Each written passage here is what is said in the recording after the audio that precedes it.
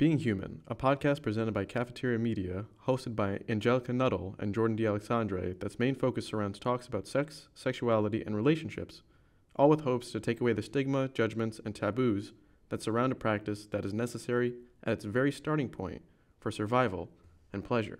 2, 3. Close enough. Close enough. All right, so you should intro it. Okay. Hello. Welcome to another episode of Being Human with Angelica May and Jordan D. and our lovely friend. I am Kevin Liu. Yes. Yep. Brought to you by Cafeteria Media. Do you want to go into basically a brief of what this is? Yeah, absolutely. So this is kind of like our second episode type deal. We recorded the pilot episode last week with some more of our friends. This episode is going to be staying on topic a lot more with relationships, because I feel like it'll guide us a little bit more into what this series is. I want this podcast to be focusing around relationship aspects between men and women, women and women, men and men, the whole shebang. And to openly talk about sex and our bodies and our feelings and our thoughts when it comes to relationships. And it can also include friends, which I wanted to add because it is being human. Cool. So what's on the docket for today, Miss May? Yes. So, I want to talk today about kind of like a quitter's mentality when it comes to relationships and the dynamics between people when they're in a relationship and the point that they get to where they warrant a breakup. And included in that, I'd also like to discuss where you see people either taking that breakup or they move it to the next level, which is exiting the honeymoon phase. And how that affects sex and how that affects the relationship. So on that topic, I guess I'll kind of start with, I'd like to talk a little bit about the quitter's mentality type of thing.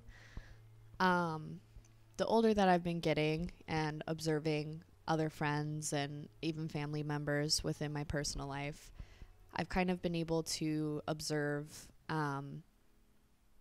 the way that people and their dynamic, which obviously not everyone shares everything. You can't always be involved with everybody's, personal relationships that they have. But based off of my observations, I've noticed that a lot of people will get to a point where they find something out about their partner that they're currently with, and it warrants within themselves to immediately break it off without further explanation a lot of the time. And if it is, it's kind of viewed as something extremely childish, and it's not a very mature approach to things. I could go into examples if you guys would like to hear them. Yeah, sure, if you want to. Okay. So, I had multiple friends in college who had started relationships, and they actually ended up marrying these people, while we were in our freshman year of college, only after a couple of months. And recently I've been seeing and talking to them because they have divorced these people recently. Damn. Yeah, within like the last year or so. And I've been talking to them and I'm like, well, how do you feel it went wrong? Who did the shot first of I'm ending this, and was it mutual? Was it not mutual? And I have this one friend in college who told me that the reason she decided to divorce her husband was because she did not like his cleaning style. That seems like a very basic thing that could just literally be a conversation. Yeah. Like, hey, you want to pick up a little bit? Mm-hmm. Now, again, like I said before, I don't know if that's the only thing, but it was one of the major reasons. And I didn't comment very closely on it, but it was very strange to hear, to just kind of be like, okay, this person just didn't have the same techniques of cleaning that you did. And I think that's more of a self-reflection I definitely do believe that. than like a we're done Yeah. kind of thing. It's, So that's wild because like that's actually the second time now that I've heard that exact reason yeah. be the reason why they break up. Yeah. And it's very strange. It's like exactly what you're saying. It's like Mhm. that quitter's mentality. It's like they're already ready or looking for something. Right. But I think it's more of just a reflection, Yeah. as you said. Right. It's like they don't really want to take accountability for their own emotions, so they rather push it onto someone and be like, it's so much easier just to say, this is wrong Yeah, with you, so exactly. now I gotta go. Mm-hmm. Exactly. And we were actually talking about this kind of thing yesterday Yes. when we were driving. And I was talking about how it's really crazy because I feel like the place that the quitter's mentality kind of comes from is this idea in your brain that you're going to find the perfect person. And if they're not perfect, it warrants you to break up with them. And I'm finding it a lot more common in people our age. Oh my God, yeah. The 20s where you're just trying to kind of almost manifest this perfect being into Exactly. existence. Yeah. Yep. Yeah. And it's really crazy because it's like it doesn't exist. Like we're all human. We're going to have our faults. Yeah, we all Yeah. have our issues, we have our faults, and it's up to you and the other person to take those things that you see as an issue and work on them. You have the basic boundaries of, you know, you can't murder people, you can't molest children, you can't cheat on me, all of those like very like heavy boundaries. But then I almost feel like people stop at those sometimes, and it's either they accept everything but that, or they accept almost nothing because it's like they want the perfectness. Yeah, it's kind of like when you see someone in like a terrible relationship and then they're just like, well, at least they're not like hitting me, Mm-hmm. but they're Yeah. like giving you below the bare minimum of Oh, like yeah. what like attention and what a relationship deserves, Mhm. like Mhm. the kind of two-way Yeah. system. Give Yeah. and take. The give Yeah. and take. Yeah. Yeah. Mm. So yeah, and it's really crazy because I hear a lot of times people like, so I'll start it by saying like Jordan and I met on Hinge, right? We're going on 7 months. Like yesterday. Yeah, Yeah, yesterday. 7 months yesterday. Congrats. Yeah, thank you. Thank you. Thank you. Thank you. Appreciate it. Well, it's like yesterday today. It was between these 2 days, but we Yeah, it chose was. We yesterday. chose yesterday. Yeah. So kind of like thinking about that and observing other people and asking them like, you know, if they use dating apps or if they don't use dating apps, why they don't use dating apps. And a lot of times I hear from people like, oh, you just don't find the right people on dating apps. Yeah, like to quote, like Tinder is just for hookups and shit. Right. Like it's nothing serious ever like happens, or the percentage is so low that it's not even worth thinking of it as like, oh, I could actually find someone here. Right. Yeah. Meanwhile, a good example is my cousin met her now husband Yeah. on like Bumble, Mm-hmm. and yeah, Yeah. so, yeah, it's completely possible. It's 100%. But you know that pond may actually be a little bit more, if you're fishing for a good person, or not a good person, but like, you know what I mean, like, Yeah. you know, a person that you could see yourself with in a relationship sense, not just a hookup sense. It could be a little bit harder to do Yeah. through social media Absolutely. or social dating apps. Yeah, no, for sure. And the more people that I talk to about it who choose not to use dating apps, a lot of their reasoning, it's not even that they view those apps as like a hookup place. It's because they're trying to find that perfect person and they've already mapped out in their head how they will find that perfect person. Or even like what they're going to be like, what they're going to look like, what they're going to feel like, and etc. Exactly. But It pulls them away from being open to those kinds of things. Very true. And I'm not saying everybody should use dating apps. If it's really not for you, it's fine. Don't use them. Like, it's totally fine. I'm just using it as an example because I have heard several people be like, well, I don't want to meet my forever person on a dating app. Like, It's like, that's dude, it's another like, avenue. Exactly. Yeah. And it's like, I feel like you're almost eliminating a way that you could potentially Most find definitely. that person. Yeah. You know, it's just, Exactly. it's strange. And that's the thing. That's the reason I'm bringing this up is because that is something that goes into that quitter's mentality when it comes to relationships, is because if you're already quitting before you've even started, like, you're not going to get anywhere. Most definitely. Yeah. Yeah. And I feel Or like you're making it a lot harder for yourself. exactly. Yeah. Exactly. And so it a good analogy that my dad has actually used before is it's like, you know, that saying where everybody's like, well, you know, there's this many people in the world, there's, you know, there's so many fish in the sea. But it's like, you're choosing not to fish in the sea, you're choosing to fish in the puddle that's over here, Essentially. because you're like, oh, I'm gonna meet my perfect person at church, I'm gonna meet my perfect person at a bar, I'm gonna meet my like, you kind of know what I mean, or like at school. And when you map that out in your brain, you're no longer allowing, you're making it more narrow for yourself. it's like seeing through a tunnel. It's having tunnel vision. No, seriously. Yeah. It kind of reminds me of like another analogy that my friend Demetrius described to me. It was like more of like if you want to put like on a spiritual aspect to it, it's like when he was talking about manifesting, and he was saying, if you imagine a hallway full of doors and you're trying to manifest a specific thing to happen, and as you're manifesting that specific thing to happen, you're thinking about that scenario, you're thinking about what's going to happen, and so you're closing off many doors that could be open, just as those avenues that you guys were saying.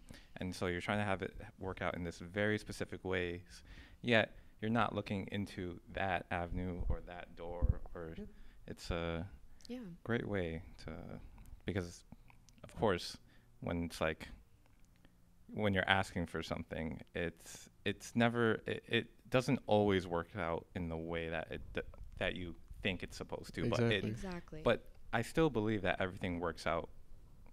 Yeah.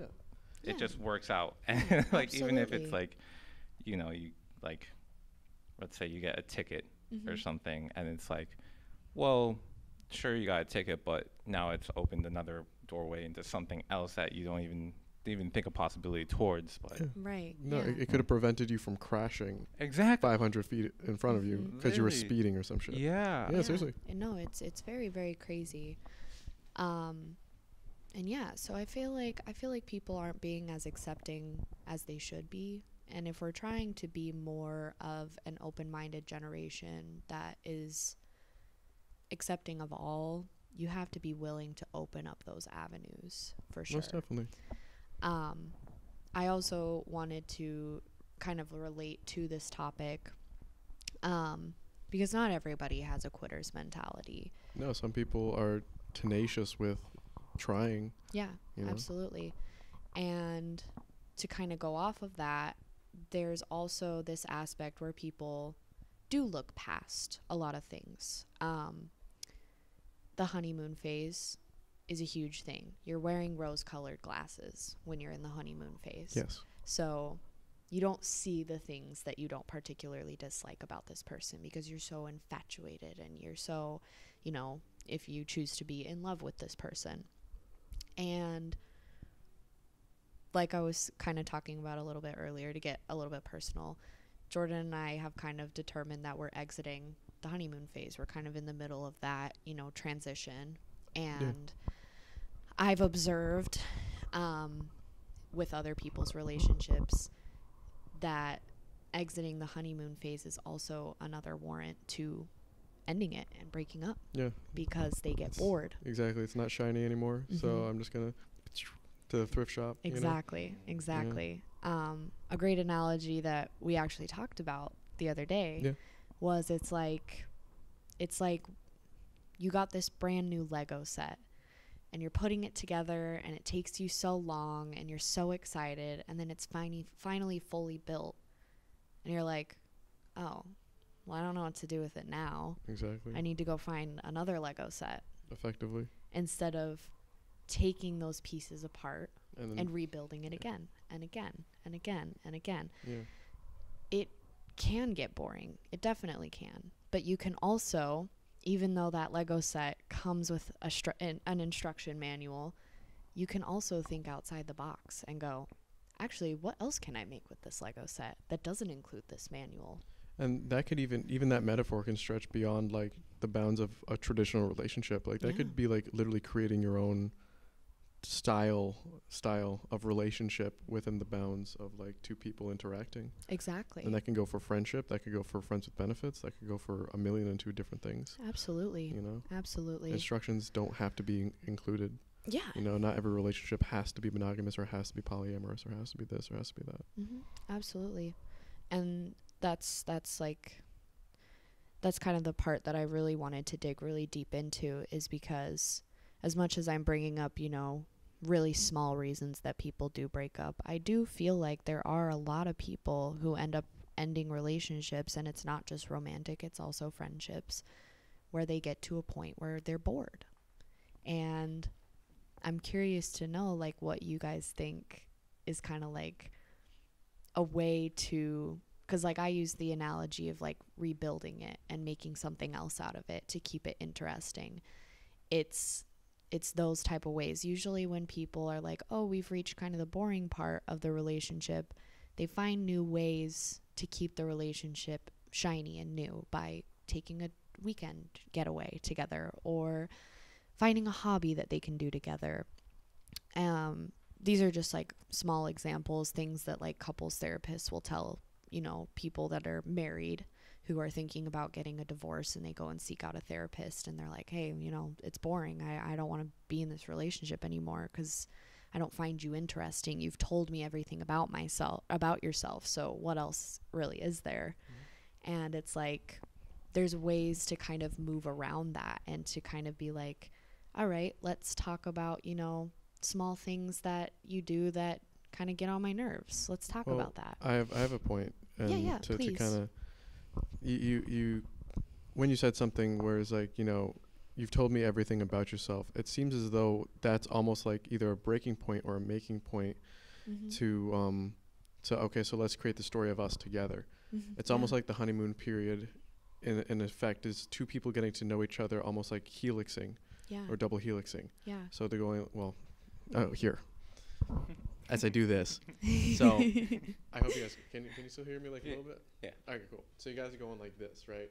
And like this and like this and like this and like this and like this, and then the honeymoon period ends and you find yourself actually more attached than anything else. Yeah. And if anything else, it actually kind of sucks because, well, it sucks because now you're kind of spending all your time, you know everything about each other, but now you guys can move forward in any direction that you see fit, which is an important point, kind of together. Exactly. So from getting to know a person, it starts to creating stories with this person. Yeah.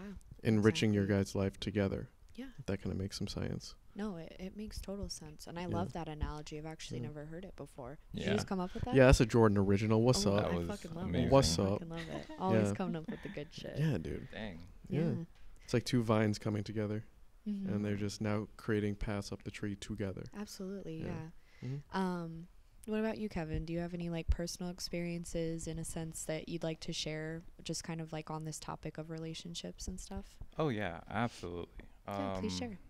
So it's to go back, and I think the reason why people are so addicted to the honeymoon phase, and then once that's over, they're just like, well, what now? Yeah. Yes. I think it has a lot to do with how our society and culture sculpts what love is. This Absolutely. is very true. Yeah.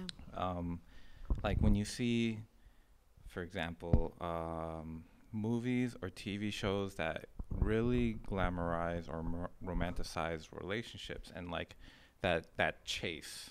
Every day. That chase is what is depicted, and it's like one person is like obsessive with another, and the other person potentially doesn't even really care for it. They don't really want that attention.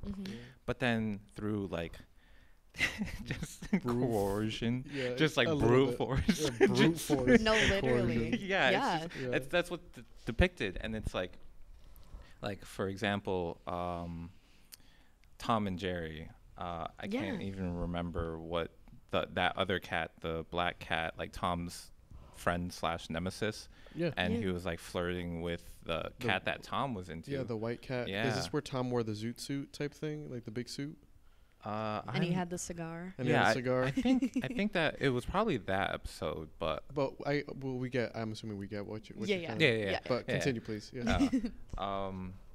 And basically it's just like this, pretty much just chasing the idea of someone, because Yeah. Yeah. it's not really them that you're like so crazy about, because like before, like you have to really understand why you have a crush in the first place, and it's Yeah. like Mm. if you are obsessive with someone that you haven't even had a conversation with, who are you even talking to? Exactly. Exactly. You're kind of Exactly. low key talking to yourself. Exactly. Yeah. Yeah. And I'm so glad you said that, Yeah. because that is just it's a reflection of what you think you need to have because you are lacking. Yeah, and Exactly. also I just hosted within that physical body, Right. the person's Yep. physical body Yep. usually. Right. Yep. Yeah. Mhm. Yeah, it's just a manifestation of what you're lacking, Yeah. because I really feel as though that whoever we meet, whoever we bond with, we always meet someone at our level, because we always tend to reflect each other's energy. Yeah. Yes. And so, for instance, with that example, like, I'll use the, a girl that I was talking to that, so initially we really wanted to get into a relationship, and we wanted to date. Yeah. And we at that point I wasn't really that secure in myself. Like I still knew I had work to do, and so I realized that I wanted to, like, I've always labeled myself as like a lover boy, Mm-hmm. and that was before Drake, just to be clear. Yeah. Copyright Kevin. Yeah. Copyright. Yeah. I was there before you. Yeah. Yes. And I used to feel guilty about it, because I was just like, my friends used to just really glamorize and like put on a pedestal. Pedestal. Mhm. I was trying to say like pinnacle. Oh, Yeah, gotcha, yeah. gotcha. Oh, Yeah. gotcha. And pedestal. Yeah. Yeah. same analogy, Yeah, but yeah, like yeah. No, seriously. Mhm. basically they like really just were like, yeah, we're just trying to fuck, just trying to get that sex, Right. just- Essentially. yeah, and like I was just Yeah. like, I could do that, and like Mhm. I really wanted to have friends with benefits, but every time I would always end up having feelings for these people. Yeah. And Yeah. that's due to exactly what I was talking about earlier with having an idea of someone based on the lack of what you don't have. It's like, for me, it was my lack of self-love. And so Yeah. for anyone that gave me an ounce of anything, it was just like, oh, damn, Yeah, you no, know, that seriously. feels Almost good. get addicted seriously. to Yeah, it as exactly. well. Yeah, no, Yeah. seriously. It's attachment. Yeah. Yeah, Yeah. absolutely. So I just want to give a shout out to this channel called Sisyphus 55 on Hell YouTube, yeah. because they made a video about this, and I'm so glad I watched this, because literally a few days ago my friend was talking about how they have a stalker, and I was just like, this has exactly what to do with this, just like this episode, where it's like the video was talking about limerence. Okay. Mm. And limerence is what you said earlier Yeah. with infatuation. Yes. Yeah. Is the word to describe it, because Yeah.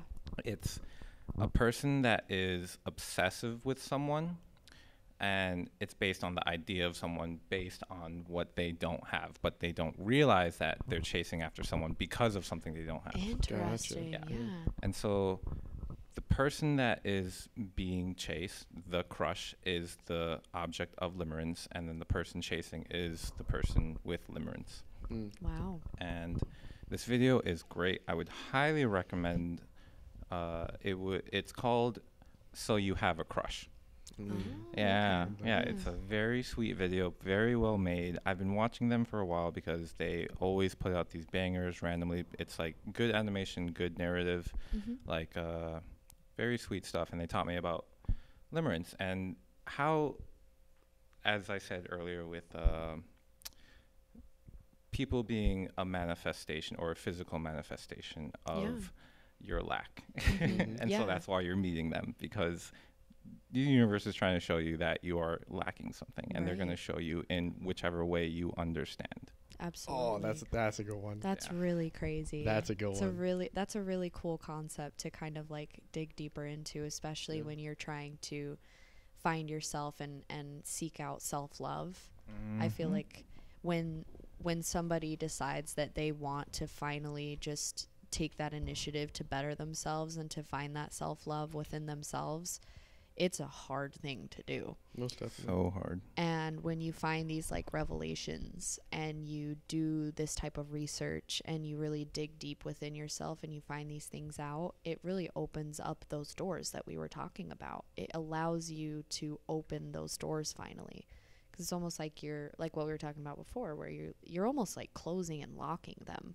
Yep. Because of these infatuations that you have. Almost getting them from one source. Yeah. Or the same door over and over. Right. Yeah. Exactly. Yeah. It's a very crazy thing. And I don't know, it's just really insane because like this is my 4th serious relationship with Jordan. And all of my relationships have been at least a year at most. And I do find myself in this position a lot of times where it does get kind of boring, but I have to always self-reflect and say, okay, were my expectations too high? Was I expecting them to continue to do the things from the honeymoon phase that I was infatuated with that just no longer work? They're not necessary for the relationship to move forward. And it's unrealistic to continue to ask these things of this person. A really great example that I can give is like, obviously when you're in a marriage or you're in a long-term relationship, it's very important to take time with your partner, at least, however long the two people feels necessary. So once a week, every other week, once a month, however long, to go on a date, to go on a vacation together, to just spend time, just the two of you. Yeah. So you're allowing yourselves to part and then come back together, almost in the same way that you were using that analogy before, but it's almost reworked. Yeah, no, that makes sense. Because, like you were saying, you kind of like join together again. Yeah. But I almost feel like you kind of... It can be unhealthy if you just are like this. Oh, exactly. Yeah. You have to kind of come back apart again. Yeah, you have to, instead of it going naturally like this, to extend the metaphor with you two, you have to now force it. Not force it in a bad, like hurtful. In a healthy way. In a healthy way, you have to force separation now, and then come back together, and force separation and come back together. Exactly. So that's where the work comes in. Yeah, exactly. Thank you for helping the metaphor. Yeah. Thank you for helping I wanted to extend on it because I kind of like had that thought in my brain all of a sudden that was kind of something I feel like really like looking at healthy couples in what they do. Yeah. I was talking to Jordan about it. A really good example is actually my parents. They've given me a very, very healthy example of what a long-term romantic relationship kind of looks like. My parents got married extremely young. They had children extremely young. But they're going to have their 24th anniversary this year. Which is like crazy time. 24 years. Crazy time. And if you look at the statistics, people who do get together that young and do have children that young, they do not stay together. They do not stay together because they're so young. They don't know themselves. They don't love themselves.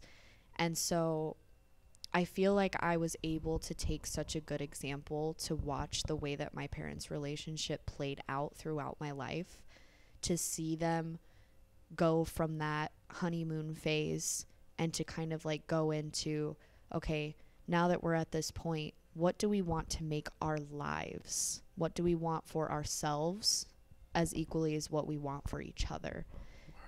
And I feel like I've definitely carried that into my relationships and that example into my relationships, because it's like what I was talking about before.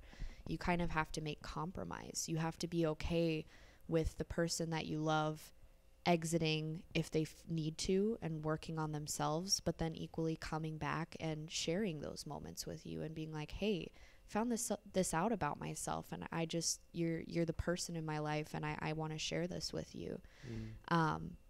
Because it's important to share those kinds of things. You don't want to keep those things to yourself. And so yeah, I feel like everybody would be a lot better off if they were able to observe extremely healthy relationships within their lives. And I feel like that's almost something that a lot of people are lacking, especially with, you know, divorce rates and how high they've been in the last couple of decades. And it's unfortunate. I wish that there was a better example, because kind of to go back to what you were saying, people who don't have that, they do look towards media, and they do look towards those unrealistic expectations and relationships that aren't necessarily real. Yeah. It's almost like porn. I was gonna say, yeah. Absolutely. Yeah.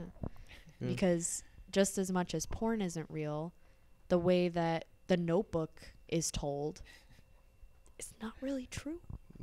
Like it can be. It has been for a couple of people, but there's not going to be that Prince Charming.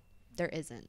No. There's not going to be that person to come and save you from the fucking tower. To save you from yourself? That doesn't exist. No. It doesn't exist. I mean, yes, people can come along and they can be very beneficial to aspects of yourself. Like you can see them as a role model, but I think for people that are lacking, it's very easy to become attached to that person due to the misconception of them not having what that other person has. Exactly. And so that's where attachment is found. Yeah, and those unhealthy attachment styles that people create within their own brain. I feel like a lot of it comes to expectations. And it's expectations that you're placing onto another human. And that's not fair. Yeah. It's not fair for either party. Because then you're disappointing yourself and the other person equally. Yeah. Yep. Like I have a prime example that I use all the time, at least when we converse. Yeah. Which is my ex. So going through it, my ex, my first real relationship, like outside of high school, it was me and my ex. We met in my freshman year of college, down in North Carolina. And this was like my first time being independent. This was my first time on my own. Like I was master of my own universe, and I felt like I was 19 years old, smoking weed and fucking no major You're like, mental I got my illnesses. big boy pants on. I got my big boy pants on. No major mental illnesses in check. Like life hadn't just completely bitch slapped me yet. So, you know, I was feeling good. You're an exploding star. I was an exploding star. I was a star getting ready to explode. Ah, gotcha, yeah. Gotcha. So I met this one person. We met technically the summer before on Facebook, and then we ended up meeting up, and we were inseparable for about 3 months, but the relationship was very undefined, where her parents weren't really with me and or with the idea of me, and we were kind of boyfriend, we were kind of girlfriend, but we were kind of dating, but we weren't really dating. We were kind of friends, but with this and that and the other thing. So I ended up cheating on her twice, or at least cheating on the relationship that we had twice. And I never told her about it until the very end of it.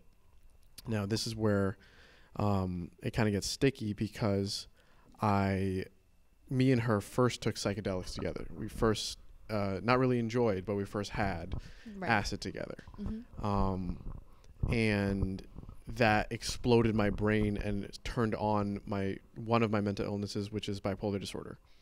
And I experienced my first manic episode alongside her, and kind of destroyed the entirety of the second half of the trip. Right. And that kind of threw many monkey wrenches into the entirety of what would be a 7-year-long obsession with this one person. More like 6.5 year-long obsession with this one person. It goes on and off. But so to back it all the way up, so we go for winter break the relationship's on the rocks. I go to a mental hospital because I have my second major manic episode on like January like 4th or 5th. And she's calling me throughout my entire stay in the hospital. We're, making sure we're okay. She still doesn't know I cheated on her with the second person. She finds that out later during her spring semester of her freshman year, through other means and sources. Mm-hmm. And that erupts a lot of things. Right. But essentially, through the time that I had there because of mental illness and the darkest parts of myself, which is like talking about stuff that goes along the realm of what am I gonna say? Essentially, the way I describe it is that was a very happy point in my life. The first semester was a very happy point in my life, and then it went from like complete light to complete darkness. Right. With the discovery of my mental illnesses and blah blah blah and blah blah blah and blah blah blah, and I just couldn't kind of get my footing. And she was kind of like the source of light within that. So I then started with mental illness in check, not really in check, but like with mental illness beside me, started fabricating this false anima or this false idol of this idea, to kind of flash it back to what you were saying, Kevin, of her and what a relationship with her would be.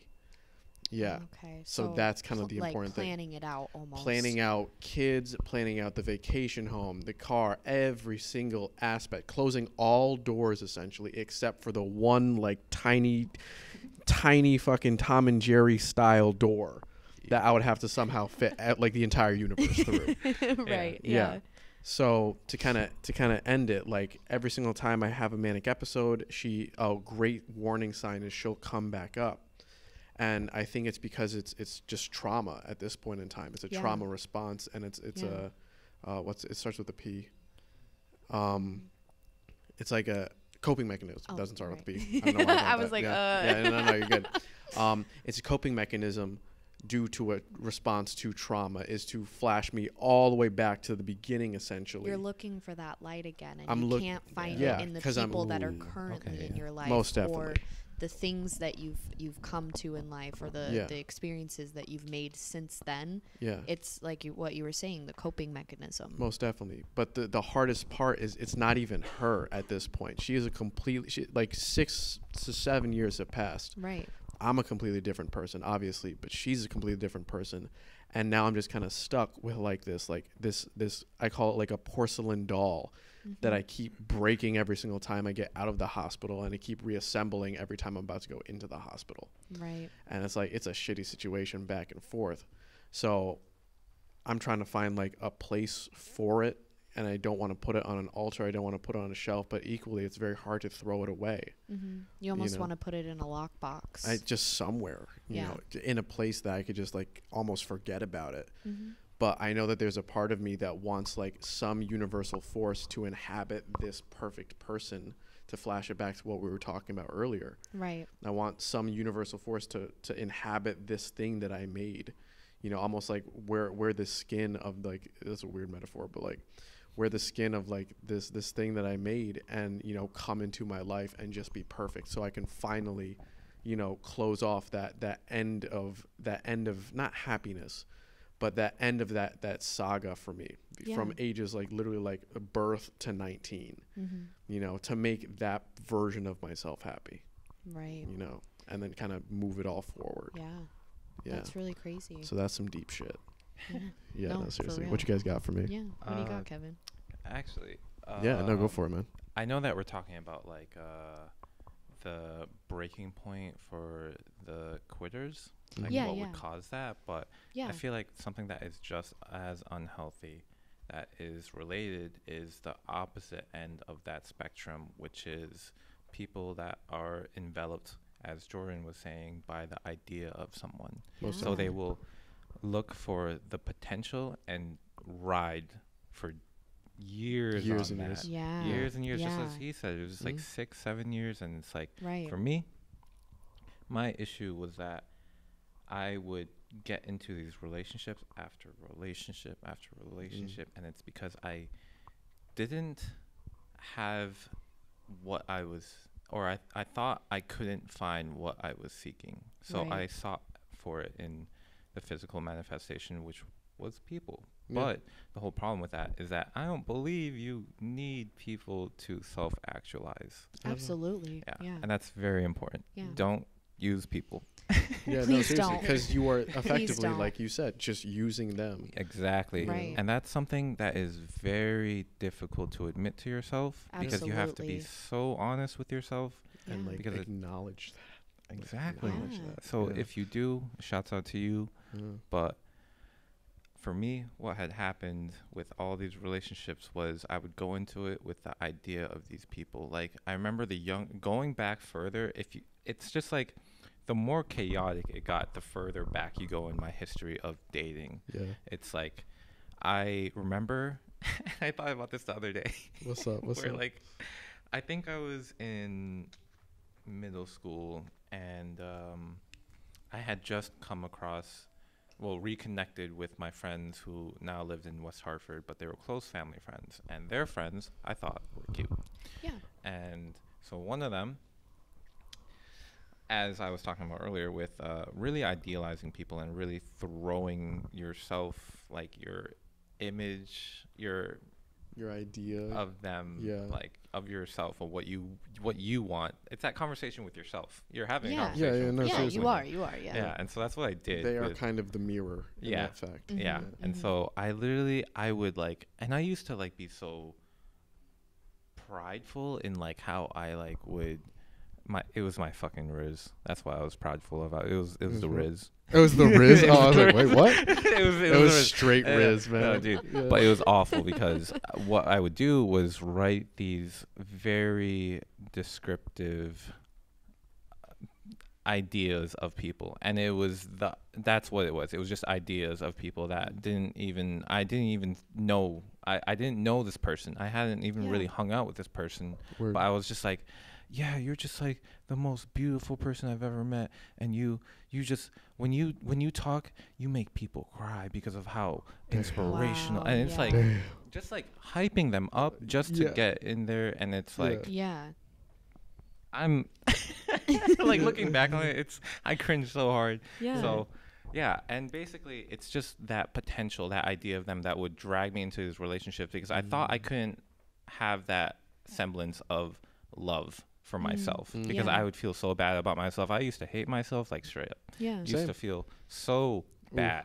Right. And Oof, so I would yeah. seek it out in others to make me feel better. right. And so You were seeking that serotonin boost of like, you're good looking, your personality is Yep. amazing, like that Like, type of thing. I was talking to you about it during Yeah. our conversation where we decided to like that was like the final nail in the coffin of like, okay, Mhm. that's the end of the honeymoon period. Well, and it was a Yeah. 2-hour long It was a conversation. 2-hour conversation. conversation. Yeah. We You left here at guys. like 3:00 in the morning. ooh. Yeah, It's it was a good good one. It was necessary. very, very was necessary. very, very It was very necessary. Oh, yeah. necessary. Yeah. On our 7-month anniversary. Actually, yeah, literally on our 7th month, we were like, all right, time to just. Yeah. But yeah, no, we were talking about it. Oh, God, please remind me what. Yeah. I hadn't exactly finished my Oh, thought. no, If- no. Oh please, yeah, yeah, yeah. I don't- No, I don't mean please. to- okay. No, No, yeah, go for it. please. I I don't want you to appreciate lose it. it. Yeah, no, yeah. go for it. So the reason why I bring this up is because like as soon as you brought up the cheating, because I was gonna bring up the cheating Yeah. that I had done because Yeah. basically I was on the other end of the spectrum with not being a quitter but just riding for that potential. And so Yeah. there's like a very close friend of mine has been going through the same thing. They've Mhm. like recently got out of it. I'm really proud of them. But basically, I would just be in these relationships trying to get that serotonin, Yeah. dopamine, and then eventually I'd find myself being bored. Yeah. And I'm Yeah, just dude. like, why is this happening? I really like this person. Yeah. And I would feel guilty. And then that's when the shaming and guilt would commence. And I'd feel worse because I'm just like, but I care about this person. But then this person looks like really attractive. And it's like, and so it's Yeah. like, Yeah. I basically I've cheated, I think, on 2 of my partners. Actually, I think 3. But Mhm. I mean, I was in a relationship with this person in the 6th grade, and like Oh, that's right, yeah, yeah. that's like different. Yeah, But like Right. I count the 2 times where it was like very serious relationships, Mhm. and I really held out as long as I could because I was holding out on the idea of them because I wanted to get that gratification. But when you wanted your cake and to eat it too. Yep. Yeah. Yep. And so after a while, that cake is gonna start tasting. It's gonna spoil, man. Yeah, it's gonna spoil. Well, it's gonna be. I wouldn't say but I think like blah is better than spoiling. Yeah. You get used to things. Exactly. You get used to that gratification. Yeah. You get used to that dopamine, and so it's like with drug addicts where it's like that isn't enough. Yeah. It isn't enough, so you have to get more. I could definitely speak to that. Yeah. And so I eventually cheated on this person, and I felt awful. Like, of course, in the moment, I disassociated so hard. Oh, that's exactly I disassociated so hard. Dude, and it's because I was addicted to that dopamine. I needed that release to feel better about how shitty I felt about even thinking about cheating on this person. Right. Because I didn't want to. Yeah. But I did because my shadow is what was trying to help me feel better. And your shadow is created out of shame. It's created out of what you think isn't acceptable in society. Yeah. And so I listened to my shadow because it was like, hey, you know, if you go and have sex with this person, you'll feel better.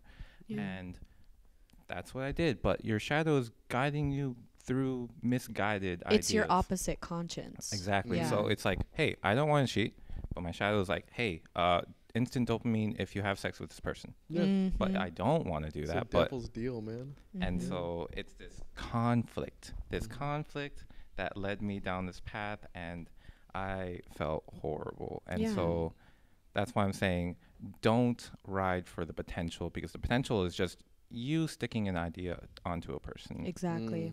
So it's not really for them. It's not for the relationship. It's for yourself, which is selfish. Really, really quick. I'm so sorry. Shouts out to Colbert. Colbert. Oh, yeah. It's playing right now. That's why. Oh, really? It all comes back around, man. Oh, wow. I just had to say that really quick.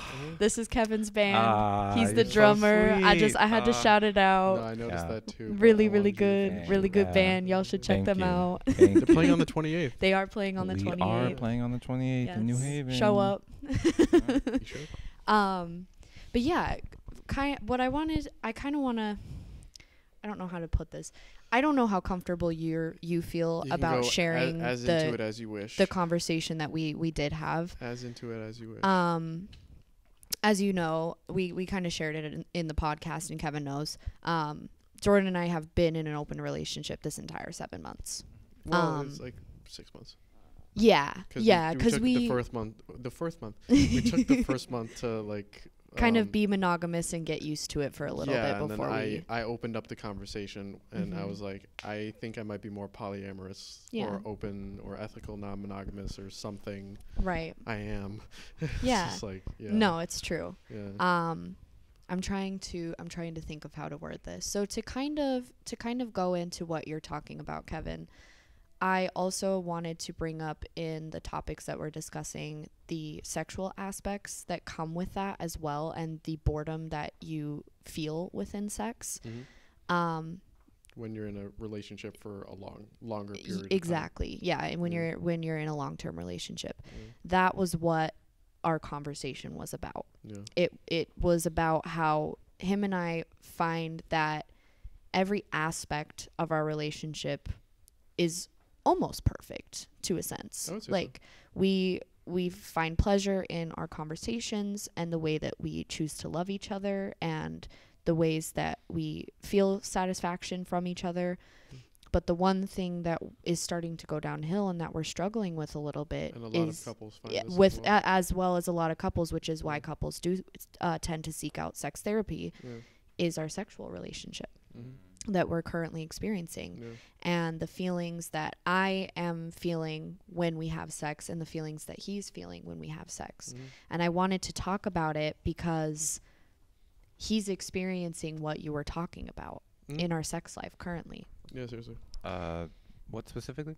Do you want me to? Yeah, please. You explain it, because I don't want to. I don't want to use my words. Yeah, I don't want to jumble Tell me it up. about how I'm feeling. So basically, it's kind of like that whole I like to refer to it as like you eat pizza every single day for 7 months, and it gets a little bit dry. You know, you want like a bacon, egg, and cheese, or you want even like pizza with pepperoni on it. You know, occasionally. And to kind of go into it a little bit deeper, it's almost like, for me at least, I attribute it to like my addict's mindset, where it's like, okay, so I can't smoke weed, so I'm gonna smoke cigarettes. I can't smoke cigarettes anymore, at least not a lot. So I'll smoke one of these, or you know, like trying to find different avenues to try to get the dopamine from the experience that I'm wishing to experience. Yep. So as that's kind of floating to our sex life, you know, the sex to some extent, and there's different aspects that we discover during the course of our conversation that don't lend to like it helping. Like the times where we have sex where it'd be like, it's like 11 o'clock, 10 o'clock at night, we're both super fucking gassed from the entire day. It's like the middle of a work week. It's like the middle of a fucking work week, and we're just like, do you just want to like bang one out real quick? And it's like, yeah I guess. So like the sex is like nice. affectionately and effectively yes, like more masturbatory between both of us, Yes. compared to actually like love making. yes.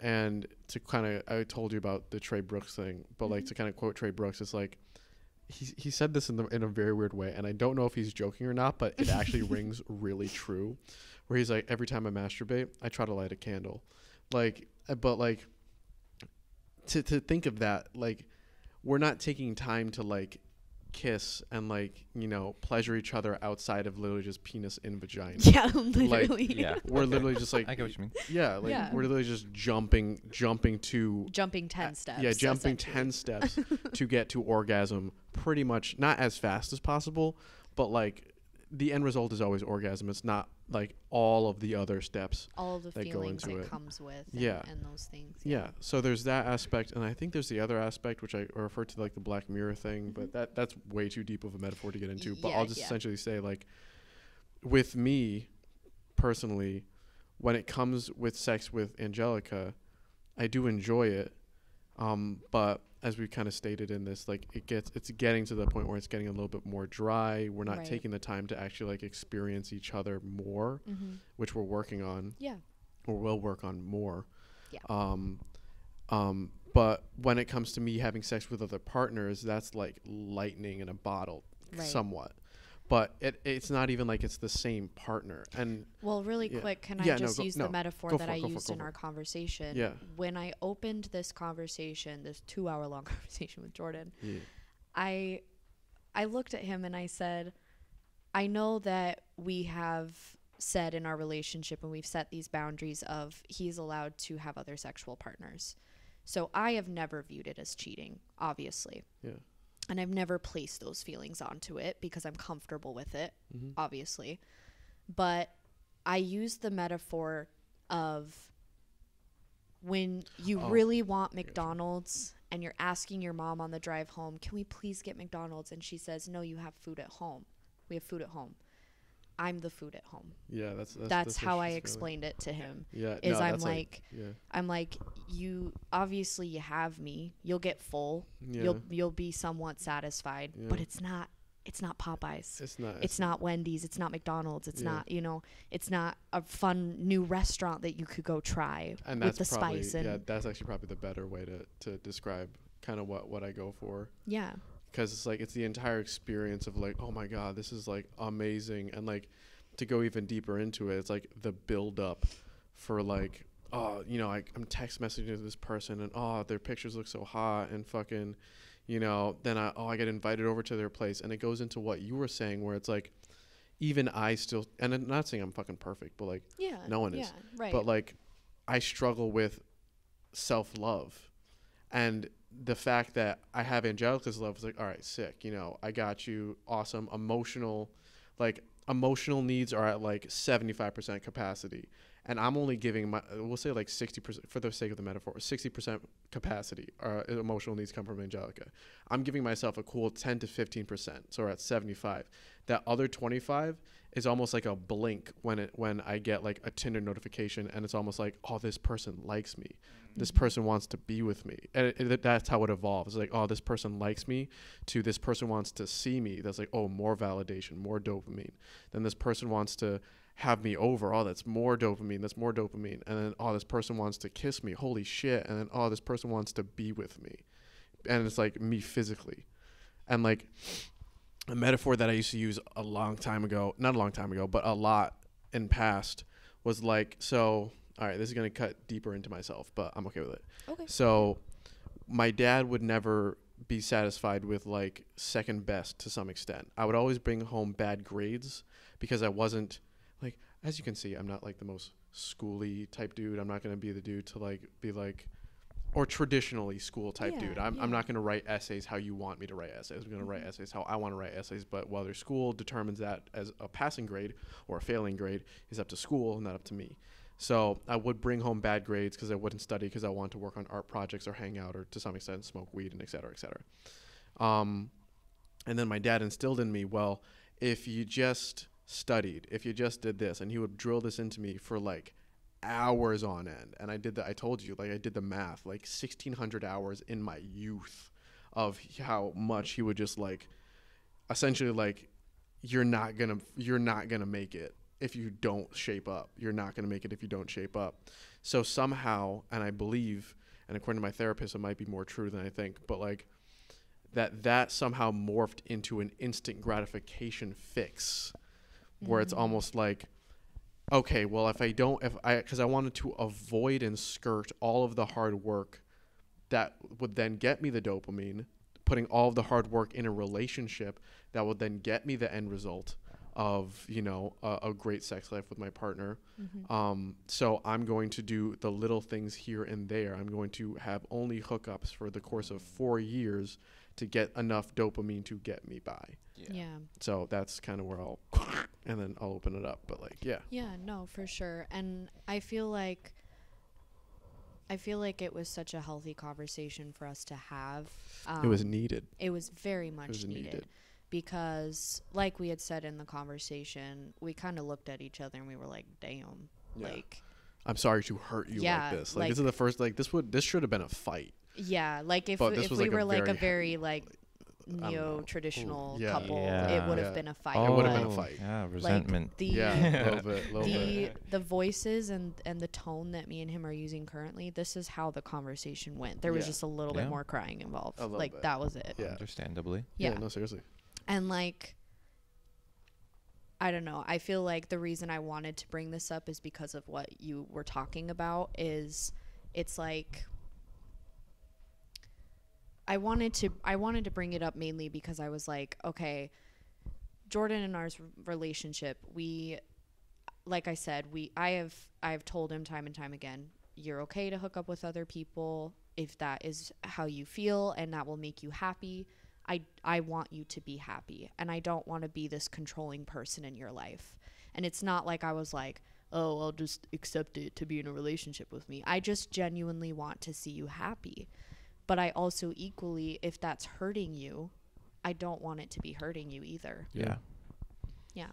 So, yeah, it's really interesting. Do you have anything to say? It's very interesting because I have experimented with polyamory to some degree because I thought that would be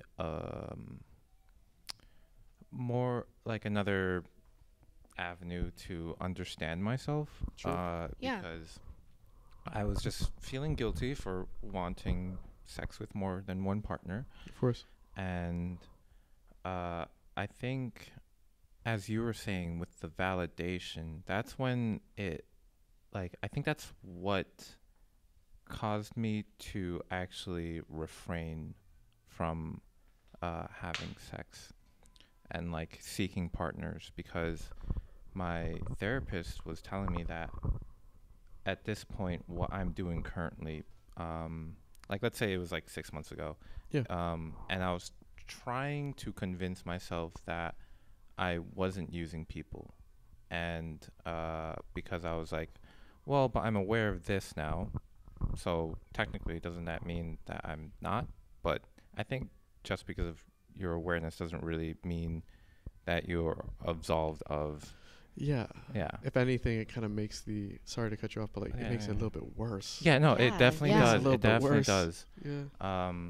But basically, my whole point in not having sex is that I don't want to fall back into relationships that are idealized by me because I am lacking something in myself. Mm-hmm. And so I'm reaching to these people to make me feel better. Right. And I feel like it's so strange because now that I'm at this point where I feel really good about myself where I'm at currently. Yeah. And as a result, people have noticed. Yeah. Sure. and like people around me are just like, damn, Kevin, like you're kind of hot. And I'm like, yeah, I know. And it's like, if you met me like about a year ago, we probably would be hooking up. And now I don't really want to do that. Like, because, and it's so weird because I have to be honest with myself and try to guide my shadow because it's not necessarily that my shadow is shaming me. I've shamed my shadow. Interesting. Yeah. Do you feel like it's kind of like because round and round? Okay, so in recently what had happened with my self-actualization, my work, I have put a lot of time into just trying to analyze my guilt and shame. Yeah. And I have realized when I was like, and it's so interesting because I was just writing about it and like I didn't think I was going anywhere, but then I sat in my room and I thought about it. And then once I said that, hey, my shadow has been trying to help me. And I bawled for about 5 minutes because I realized I've been shaming a part of myself that has been trying to help me because the shadow has been like, hey, go have sex so that you can feel better about how shitty you feel about yourself because sex is what gives you that dopamine. Right. Yeah. And so I've turned around and been like, hey, but like, that's wrong. You're disgusting. You shouldn't feel like that. And that's just making myself feel worse. That's literally shaming a part of yourself. Throwing more garbage onto the pile. Exactly. Yeah. Exactly. Yeah. Crazy. And so what I'm trying to really hammer in now is that even though there are opportunities coming to me that I would like revel in when it comes to sexual relationships, because I am a sexual being.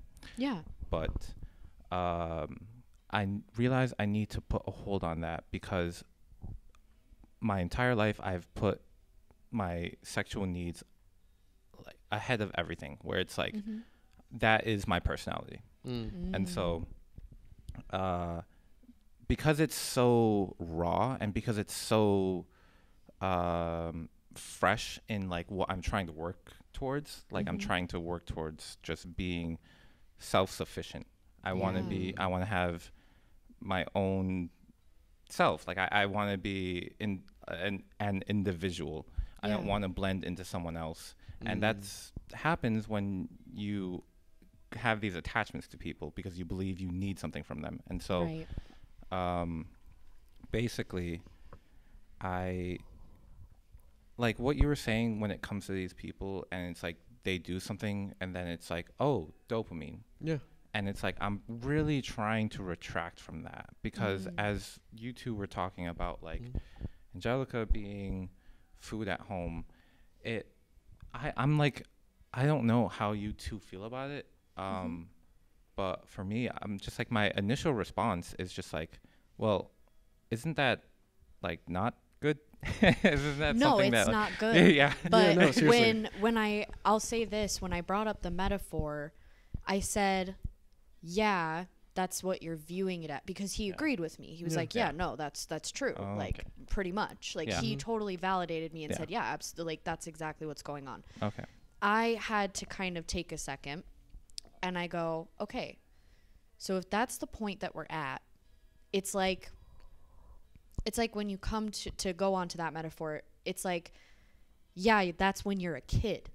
That's when you don't understand that you can cook. Yep. You can add spice. Yes. You can Mhm. experiment. Oh. You can put together a meal that satisfies you and feel even better about it because you made it at home. That's healthy. That's Yeah. tasty. Mm-hmm. And you don't need that quick McDonald's. Yes, McDonald's yes, with the yes, yes, yes. with the fucking all the shit inside of it that Yeah. in It's reality Yeah. isn't healthy for you. Yep. It's a beautiful metaphor. Thank you. Yes. Thank No, you. seriously. Yeah. So Yeah. that's what I'm basically trying to live right now, where it's like I don't want to have that McDonald's. I don't want to have the urge to have, like, I can acknowledge when I have urges, but then I take a step back and I'm like, hey, but like, why do I want that urge? Exactly. What do I Yeah. have? What can I make for myself? Because that the food that you can make yourself is always going to be so much better. Always. And you're going to feel better Always. about it. Yeah. And it's like, and then you can congratulate yourself Yeah. as well. Sorry to cut you off, No, no, but no, like it's fine.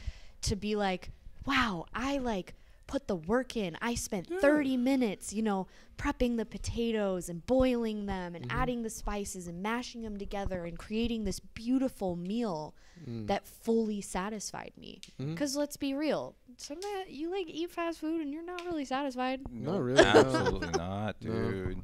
Especially at 3 o'clock in the morning. Like, goddamn. Yeah. Yeah. It's like 3 o'clock in the morning, you're like, damn, I want some McDonald's, but none of them next to me are open, so I gotta drive I gotta- 300 miles exactly. to get some McDonald's, Very true. So No. yeah, and it's really crazy to kind of I want to change the subject just a teeny tiny bit. Yeah, go for it. To go, because like I feel like you and Kevin relate in a sense of like what you guys are talking about with your sexuality, And I feel like most men or something like that yeah, would feel that absolutely, way. absolutely. To flash it back to what we were talking about in the pilot episode.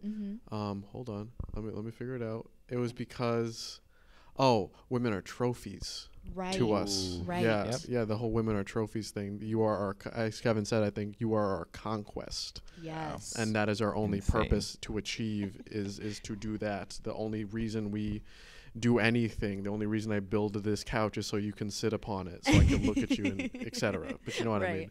Yeah. Literally that lamb made us fucking match on Hinge. Right. To use a weird metaphor. It's actually not a metaphor, that's a true thing. It is a true thing.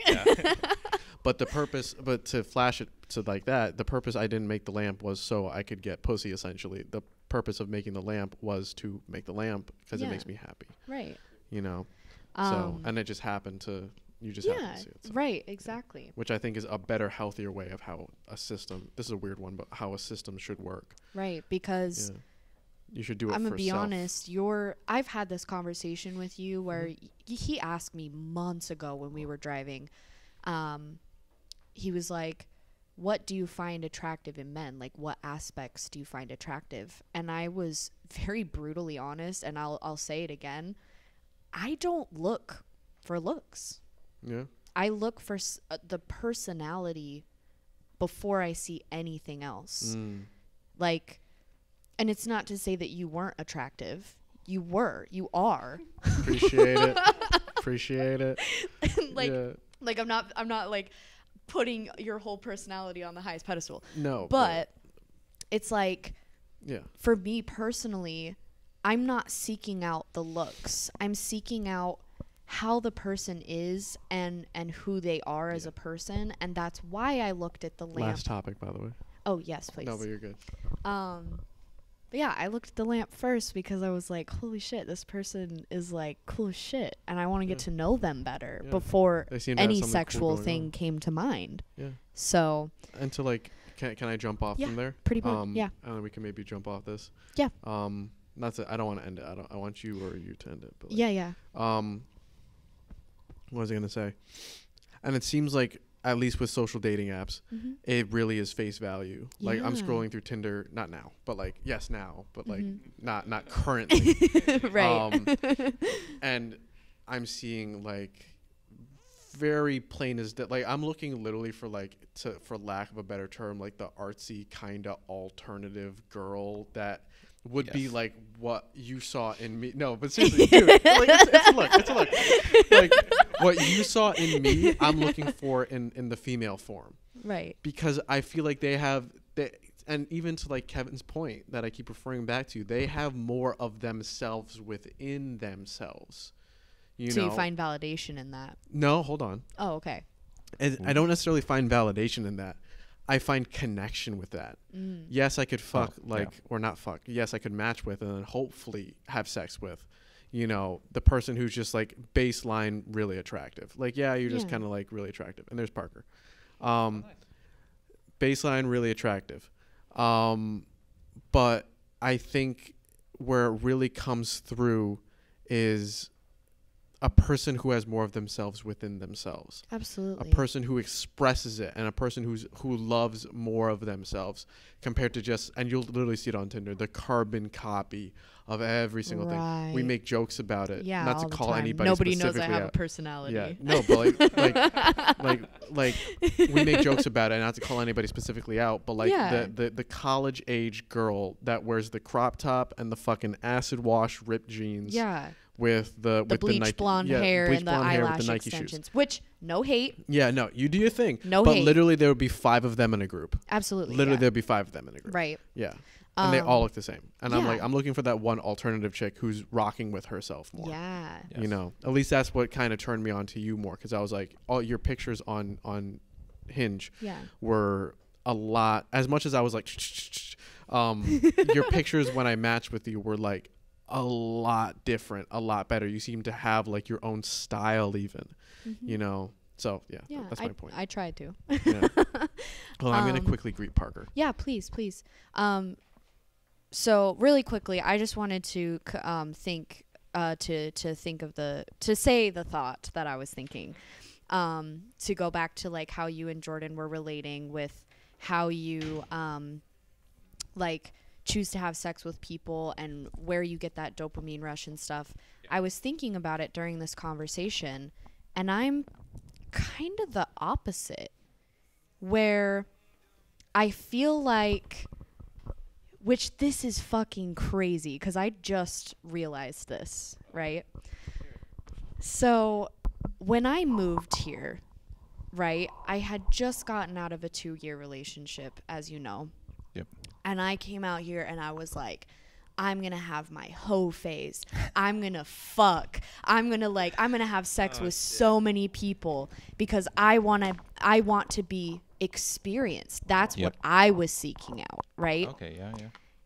And it was crazy because just now I had this realization that like, and Jordan and I joke about it all the time where like, he was like, damn, you got good dick once and you were like, never again. Cause like, honestly, Kevin, this is the crazy part is it's like, it's not necessarily that like I found somebody who just like gave me the sex that I wanted. Yep. It was me having this like thought to myself of like, wait, what is the reason that I actually want to hook up with a bunch of people? Because I don't actually want to. And I realized just now that it's a social thing. Yeah. Where I'm like, oh, the next person that I have sex with, I want to be like this super experienced, super kinky, knows exactly what she's doing type of thing, because I almost put that on a pedestal. Because I'm like, I'm so innocent, I don't know a lot, and I like almost envy people who are experienced. And I'm realizing I don't need that. I really don't. Yep. It's a good thing to be in the position that I'm in, to just be like, I'm accepting of myself, you know? So, yeah. So do you think that comes from the idea of just needing to be experienced? And so now you've just enveloped yourself in self-acceptance, just being like, yeah, this is what it is. And like, if someone is more experienced or less experienced, it's just like a give and take, as we were talking about earlier. Yeah, no, for sure. It's really crazy because, like I said, I literally just came to this conclusion seconds ago. So congrats on everyone who got to hear. Wow, amazing. So like, it's crazy because to kind of answer your question, I feel like a lot of it too comes from like, so I'm a Scorpio, right? I've always been super into astrology and I really love it. We gotta talk about it after. Absolutely, please. But when you look at what Scorpio women are categorized as. They are these like sexually like just explicit human beings, and everything that you see about it, every person you talk to, Sex. exactly. They're like your life is focused on sex. But my life is focused on sex in a completely different way. I am fascinated by it. Yeah. I am just absolutely enthralled, and I'm so interested in it. And I feel like for so long I was trying to live up to this, like, well, other Scorpios or other women or other men that I'm with, they're so much more experienced than me, and it's almost intimidating. And like, I want to be at that level. I want to know what it's like to seek out somebody in the middle of the night, or to meet somebody in a bar and be like, damn, I want to fuck you. Like I'm being so serious. And like, I'm thinking of it now, because like I was saying, Jordan and I are in an open relationship. I actually have not sought out a partner outside of us once. He's given me the option 100%. He's like, go for it if it's what you want to do, etc. As much as I let him. I haven't. I've had Tinder, I've had Hinge on my phone for the entire duration of our relationship, and I have not once. I have been given the opportunity thousands of times at this point. Like, I've had women text me in the middle of the night and be like, you are so fucking hot, please come over and have sex with me. Like, I'm not even joking. And I don't leap on it. And I've almost been feeling bad that I haven't, because I feel like I'm disappointing myself, but I shouldn't be. I shouldn't be. Great. So it's like, it's crazy, because I'm saying this because I'm looking at the way that you guys had experienced that in those hookups and those small relationships, and I'm almost like, damn, I'm actually like, I'm doing really good for myself, actually. Like, why am I feeling bad that I'm not having sex with a lot of people right now, you know? Yeah. So I also we are at about an hour and 20. okay, we can wrap it up here in a second if you have any like ending thoughts on this topic. Honestly, I'm like scraping the barrel. That's fair. Yeah. That's fair. I just wanted to end it on that, Yeah. because I was like, that was really fucking crazy to kind of like, because I've been thinking about it this whole like last 40 minutes that we've been talking about this topic. Very important. So it was really cool to shared. think about. So yeah. So thank you for watching and listening, whoever you may be. I hope this kind of like helped your thoughts and your processes, and opened your mind to different information. I don't know, different perspectives. Open up the dialogue and conversation. Yeah, absolutely. Yeah. That's the point of this podcast. So yeah, this has been Being Human. I've Yes. been Angelica May. I've been Jordan D. I have been Kevin Liu. And we'll catch you in the next one, guys.